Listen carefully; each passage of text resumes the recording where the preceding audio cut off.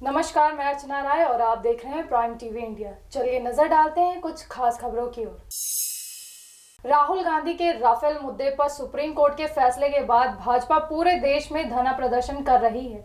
इसी क्रम में बहराइच में भाजपा नेताओं और कार्यकर्ताओं ने धरना प्रदर्शन कर राष्ट्रपति को संबोधित ज्ञापन सिटी मजिस्ट्रेट को सौंपा। धरने में पहुंची उत्तर प्रदेश सरकार की पूरी बेसिक शिक्षा मंत्री अनुपमा जायसवाल ने कांग्रेस पर निशाना साधते हुए कहा कि राहुल गांधी को अपनी जिम्मेदारियों का पता नहीं है। लगातार उन्होंने बड़े बड़े मंचों से कहा प्रधानमंत्री चोर है, प्रधानमंत्री चोर है, और उसके ऊपर उनको माननीय सुप्रीम कोर्ट की फटकार भी पड़ी है। माननीय सुप्रीम कोर्ट ने भी उन्हें चेतावनी दी कि इस प्रकार की अमर्यादित टिप्पणी का प्रयोग न करें, ऐसी भाषा से बचना चाहिए उनको। और इसी के कारण आहत होकर भारतीय जनता पार्टी पूरे देश भर में धरनों का आयोजन करके यह मांग करती है माननीय राज्यपाल महोदय के माध्यम से, राष्ट्रपति महोदय से, कि वह राहुल गांधी के खिलाफ इस तरह की टिप्पणियां करने के लिए कठोर कार्रवाई करने का काम करेगा। राम मंदिर बाबरी मस्जिद मामले पर सुप्रीम कोर्ट के फैसले के बाद अयोध्या के कई लोग मस्जिद के लिए सुन्नी वक्फ बोर्ड को जमीन देने के लिए तैयार हैं। उसी में एक राजनारायण दास जो मस्जिद के लिए जमीन दान देने के लिए तैयार हैं। राजनारायण दास मस्जिद के लिए 5 एकड़ जमीन मुफ्त में देने के लिए तैयार हैं। उनका कहना है कि वो जल्द ही जिला अधिकारी से मिलेंगे और मुस्लिम समाज के लोगों को जमीन देने का प्रपोजल सौंपेंगे। हमारी जमीन यहाँ पंचायत मुस्तफाबाद गाँव भांगापुर में बड़ा गाँव देवरी मार्ग पर स्थित है। हमारी जमीन 5 एकड़ से लगभग बहुत ज़्यादा है और हम भारत की राष्ट्रीय एकता और अखंडता के लिए अपनी जमीन सुन्नी वक्फ बोर्ड को मस्जिद बनाने के लिए दान देना चाहते हैं, जिससे हमारे देश में एकता और अखंडता की एक मिसाल कायम हो। बहराइच में आरटीआई के माध्यम से फर्जी कॉलेज का खुलासा करने वाले व्यक्ति को ही पुलिस द्वारा धमकाने का मामला सामने आया है। दरअसल व्यक्ति ने जनपद में चल रहे फर्जी कॉलेज और स्कूल के खिलाफ आरटीआई में रिपोर्ट दर्ज कराई थी, जिसमें ये खुलासा हुआ कि जिले में कई फर्जी स्कूल चल रहे हैं। जिसके बाद उच्च अधिकारियों को ये आदेश दिए गए थे कि ऐसे स्कूलों को चिन्हित कर आवश्यक कार्य करें, लेकिन पुलिस ने उल्टा आरटीआई करके फर्जीवाड़े का खुलासा करने वाले व्यक्ति को ही धमकाया। पद में एक सरकारी विद्यालय चल रहा है, शारदा साहब पयुंदन इंटर कॉलेज।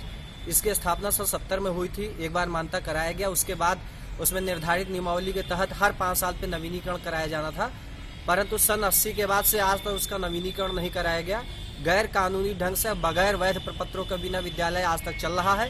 वो भी उसका खुलासा 2019 में आपकी माह अक्टूबर में मेरे आरटीआई के द्वारा हुआ कि उसका कोई वैध प्रपत्र नहीं है और जिला प्रशासन द्वारा उस पर कोई कार्रवाई नहीं किया जा रहा। लिहाजा विद्यालय बंद कराया जाए, उस विद्यालय के बच्चों को दूसरे विद्यालय समायोजित कराया जाए। बहराइच में कांग्रेस के पदाधिकारियों ने सिटी मजिस्ट्रेट को ज्ञापन देकर राहुल गांधी के ऊपर से हटाई गई सुरक्षा पर सवालिया निशान खड़ा किया है। कांग्रेसियों का कहना है कि पीएम मोदी राहुल गांधी की सुरक्षा हटाकर गांधी परिवार के लोगों की हत्या करवाने का षड्यंत्र रच रहे हैं। कांग्रेस नेता ने कहा कि स्वर्गीय राजीव गांधी के ऊपर सुरक्षा हटा लेने के बाद उनकी हत्या हुई थी, ठीक उसी तरीके से गांधी परिवार के लोगों की हत्या करवाने के लिए यह साजिश भाजपा द्वारा रची जा रही है। बीजेपी नेत्री स्वाति सिंह का ऑडियो वायरल होने के बाद हड़कंप मच गया। इस वीडियो क्लिप को लेकर यूपी के डीजीपी ने कहा कि ऑडियो क्लिप आई है जिसको हमने देखा है, सुना है, पूरा मामला मुख्यमंत्री के संज्ञान में आया है। उन्होंने हमसे अपेक्षा की है कि मैं इस मामले की रिपोर्ट एसएसपी लखनऊ से मांगूं। हमने एसएसपी लखनऊ को निर्देशित किया है कि पूरे तथ्यों की रिपोर्ट हमें दें कि ये कहां से लीक हुई है।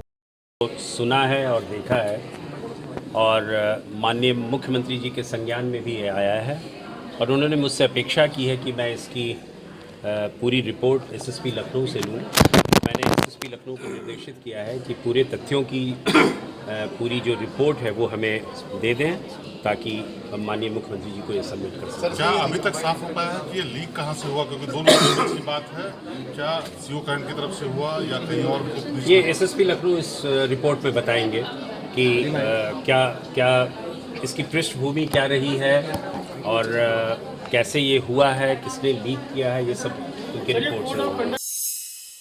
मथुरा में भाजपा के नेता और कार्यकर्ताओं ने धरना प्रदर्शन किया। भाजपा द्वारा पूरे देश भर में सुप्रीम कोर्ट की कांग्रेस और राहुल गांधी पर दी गई टिप्पणी के बाद भाजपा हमलावर हो गई है। देश भर में कांग्रेस को घेरते हुए पिछले 70 सालों के हिसाब मांग रही है और कांग्रेस पर सीधा आरोप लगाते हुए कह रही है कि भाजपा और देश के पीएम मोदी ने देश और सेना को मजबूत करने का काम किया है। मथुरा में ऊर्जा मंत्री श्रीकांत शर्मा ने वृंदावन में विकास के लिए चलाई जा रही योजनाओं पर समीक्षा बैठक की है।